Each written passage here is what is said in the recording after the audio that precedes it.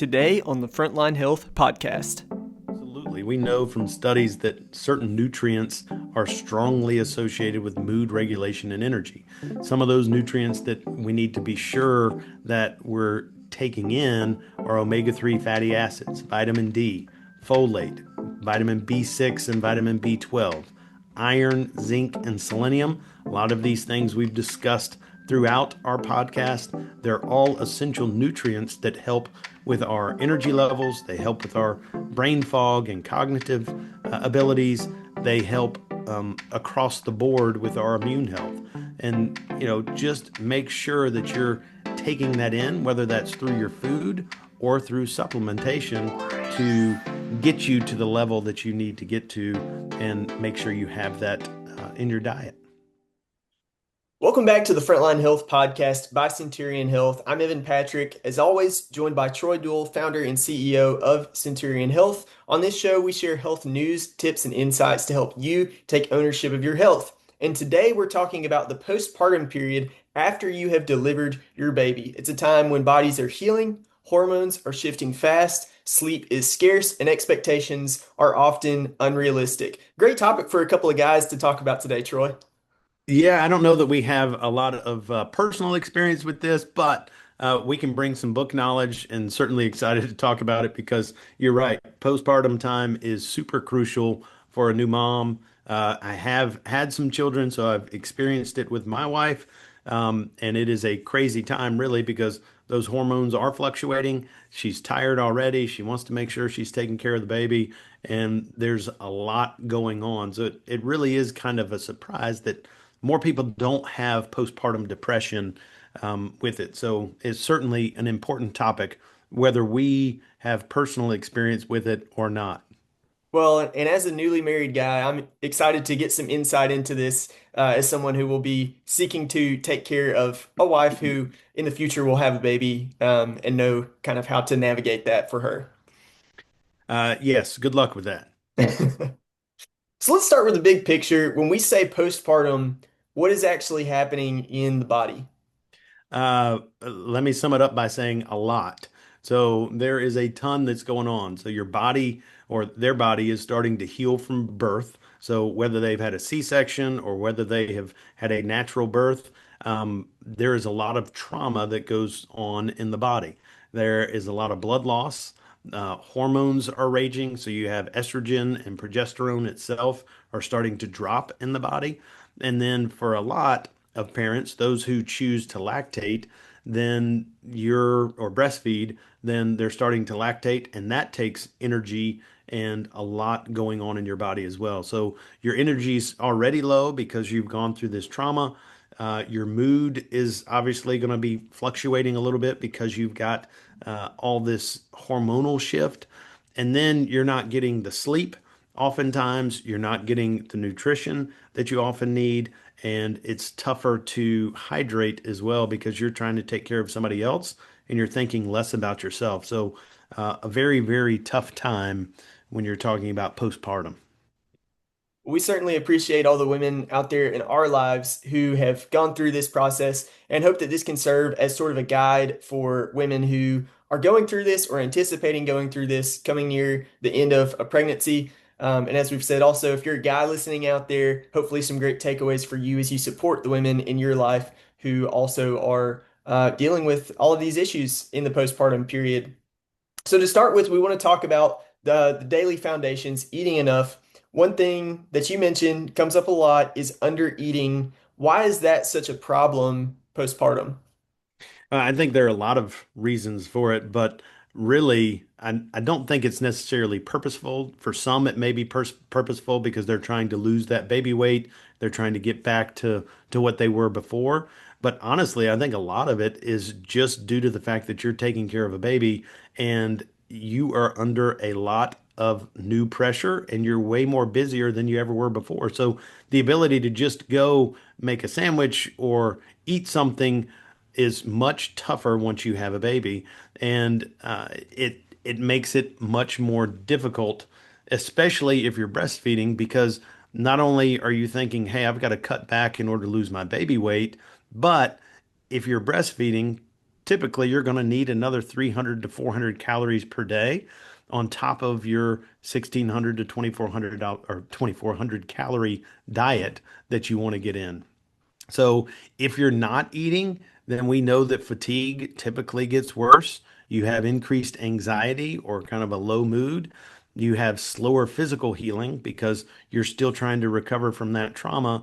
And in some cases, you don't have the full breast milk volume that somebody would want in order for their baby to get the right nutrients. So it is super important to not neglect yourself when you're trying to take care of somebody else. I think it goes back to the airlines when that mask drops, they say put it on yourself first and then help your child because you're not able to help anybody if you're not taking care of yourself first. So that definitely comes into play here as well. Yeah, I think that's such a great way to reframe this for women. I mean, as you mentioned, there's the emotional element of, your body has gone through so much. You've put on weight because that's what your body requires to go through giving birth to a human being. And so it sounds like a lot of women, they're doing the opposite of probably what they should be doing for their bodies by trying to restrict their caloric intake when their body is trying to recover from this difficult process. For sure. And I think it's easy for any person to get caught up in that if you're trying to lose weight and you're just thinking because we've been taught the way to lose weight is to eat less. And this is unfortunately, it's not the time to really take that into consideration. So it's such an important thing to look at for both patients and for providers who are walking through this with their patients. So let's talk hydration. That's another thing you mentioned. It's more than just thirst. So what should postpartum patients be aiming for when it comes to daily hydration? Yeah, so what you really need to be looking for is about 88 to 128 fluid ounces per day, which is roughly 11 to 16 cups of fluids, especially when you're breastfeeding. Because remember, you're trying to produce more liquid and more fluid so you can give it to your child. And understand that I wasn't talking about having it just be plain water, but that can come in the form of broths, it can come in the form of soup, milk, herbal teas. Those all count when we're talking about hydration because we know hydration is super important. It's going to help with that milk production. It's going to help decrease kind of that postpartum swelling that's going on after you've had all the trauma from delivering the child. It's going to help flush the excess sodium and fluids that you have in your body. And overall, it's just going to help with your energy levels and recovery so you can get back to being yourself after you've just delivered a baby.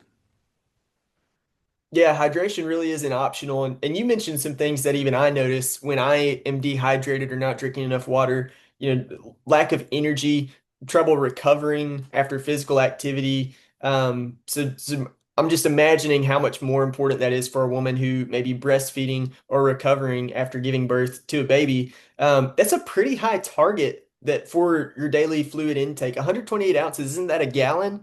So that seems like a lot for women, but just kind of highlights the fact that they need to be intentional about this Absolutely. rather than just basing everything off of thirst during this time period. Yeah, and understanding that it doesn't all have to be water. So if you're getting that fluid through other things and through other meals, then that's a big part of it as well. So if you have cereal, then there's 8 to 10 ounces when you add milk to that cereal. So continue to look on those things and make sure that you're overall getting to that number, and it makes it a little bit more manageable and a little less daunting because that does seem like a big number. So we've talked about eating enough, we've talked about hydration. Now we want to talk about protein. It comes up constantly anytime we're talking about any type of recovery. So why is it so critical in week one postpartum? Yeah, I mean, we know that protein is a huge supportive nutrient that we need to have. It's going to help support tissue repair, wound healing. It's going to help with immune function. It also helps with breast milk production. So that's what most women are going for. They want to maximize breast milk production during the postpartum period. So that's going to be a tremendous help. And then finally, it's going to help with mood because protein we know is super necessary for producing serotonin, which helps regulate our mood. It's our mood hormone. So you want to try to have protein at every meal and snack ultimately. And just remember that some of the things you can look at are poultry, dark meat chicken, and turkey, fatty fish, red meat in moderation, beans, lentils, nuts, and seeds. And just truly take into the consideration that you don't have to be perfect with it, but ultimately it's about being consistent. So, am I doing this on a regular basis? Am I getting my body enough protein? Because that's going to help tremendously with your recovery and with your breast milk production, and also to kind of help stabilize your mood as you go forward. Mhm. Yeah, and speaking of mood, we know that that's one of the things that a lot of women really struggle with postpartum. Mood changes are incredibly common during that time. Can nutrition really influence that much? Absolutely. We know from studies that certain nutrients are strongly associated with mood regulation and energy. Some of those nutrients that we need to be sure that we're taking in are omega-3 fatty acids, vitamin D, folate, vitamin B6 and vitamin B12, iron, zinc, and selenium. A lot of these things we've discussed throughout our podcast. They're all essential nutrients that help with our energy levels. They help with our brain fog and cognitive abilities. They help across the board with our immune health. And, just make sure that you're taking that in, whether that's through your food or through supplementation to get you to the level that you need to get to and make sure you have that in your diet. Yeah, and speaking of supplementation, as always, we start with food, right? You always talk about the importance of, prioritizing your nutrition. Supplements are exactly what the root of that word means, which is something that's added on. It's intended to fill in the gaps. It's intended to provide additional support because we can't get everything in through our diets. So let's talk about them because we know patients, our customers, they ask about these things because they're wanting to know, okay, once the baby has been delivered, we've been taking these great prenatals. What do I need to do when it comes to supplementation after the baby has been delivered and I'm in the postpartum phase?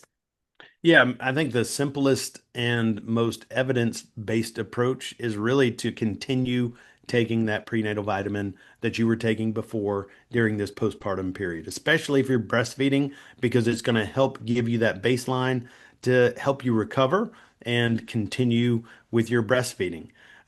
There are some additional supplements you could look at, but only if your diet isn't doing it and covering those key nutrients, or if you feel like you're low on it, or you've been told you're low on it by a healthcare practitioner. Some of those add-ons typically that you'll see are omega-3, vitamin D, folate, B6, B12, iron, zinc, and selenium. And just make sure that if you need more, then find that single one that you need. But if not, just keep taking that prenatal that you've been taking all along, and it should serve you well on getting back on track and getting back to your old self and helping you maintain the ability to breastfeed. It's really good advice. And before we close, let's talk about safety just for a minute. We know nutrition is supportive, but it's not a cure-all. Yeah, I mean, I think it goes without saying that there are some symptoms that we can feel oftentimes are more than mild. And if they're continuing to worsen or they aren't improving when you're getting the proper nutrition, when you're getting the proper rest, and you've got some support, then it's a sign you probably need to go out and get more help. So reach out to your OB or midwife, uh, primary care provider, mental health provider, whoever it is, and at the very least, reach out to a trusted family member who maybe has gone through this or hasn't, but they can help you navigate this area because we know that this can be a very, very traumatic time and experience for some individuals. And sometimes the nutrition, the rest, and everything else you do, you could do everything right and still have some postpartum depression just based on the hormonal changes that are going on. And some people can't recover. So be sure that if you feel like you're getting out of control, get support quickly and go get it early so you can head it off at the pass and stay healthy. Well, this has been such a great conversation, Troy. I know I personally have been enlightened. We know the postpartum time is intense, and the message that I think we can all take away from this is fueling the body is foundational care in the postpartum period. Thank you for helping. Thank you for helping us bring a deeper understanding of postpartum health to our listeners. And to our listeners, thank you for listening to this episode of the Frontline Health Podcast by Centurion Health. As always, go out, take ownership of your health because you are your best health advocate. We'll see you next time. If you enjoyed what you heard today on the podcast, please consider subscribing and leaving us a review. We would love to hear your comments or questions about anything we've talked about on the show. For more health news, tips, and insights, follow us at Centurion Health on Instagram, Facebook, X, and YouTube. And for safe, effective, and affordable healthcare products made in the USA to help you elevate your health and life, visit centurion.health. We look forward to you joining us next time on the Frontline Health Podcast by Centurion.